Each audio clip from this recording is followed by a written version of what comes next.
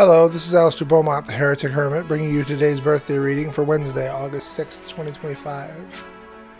The birthday reading consists of 4 cards laid out in order, starting with the obstacle, leading to its resolution, followed by the outcome of what happens next, and your fortune of things to come that hopefully will help you out. Today's obstacle is the Queen of Swords, what I like to call the Ice Queen.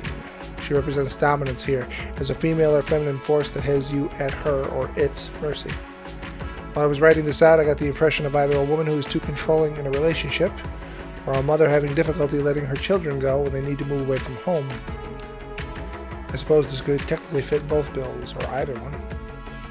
My recommendation for the resolution today, represented by the 8 of Cups, is the signature Wanderlust. Although it goes against all of your instincts, passive resistance is what you need to wear down her or its persistence. Fighting back, as you well know, hasn't gotten you anywhere. Agreeing with her and or accepting her arguments will confuse her, and thereby give you the chance to turn the tables. The outcome is your only major, the Hermit reversed, and I see it here as your chance to escape. Once you find that crack in her or its armor, you need to do everything you can to break free. Remember, none of this has to do with how you care about her, it has to do with how you are treated. Putting some distance between the two of you is the only way to create enough change for a transition. Both for you as you step away and for her as she realizes how she has been behaving. And while the rest of this reading hasn't been terribly pleasant, I can at least tell you that your fortune, the 7 of Cups, represents a successful gamble. Though you might be a bit frightened of the new course your life will be taking, in the end it will greatly pay off. I don't see this solely as a reflection of your life and where it is going, but the growth of your relationship with this woman. We sometimes get carried away without realizing what we are doing and who we hurt as a result. That definitely seems to be the case here. The breakdown reflects much of what I've already said, starting with the types. Similar to yesterday's reading, 2 minors, 1 quart, and 1 major shows a pretty even distribution, suggesting a natural course. 1 sword and 2 cups shows there will be hurt feelings when all is said and done, but this is still a necessary step for all parties involved. For the elements, we have 1 air, 2 water, and 1 earth.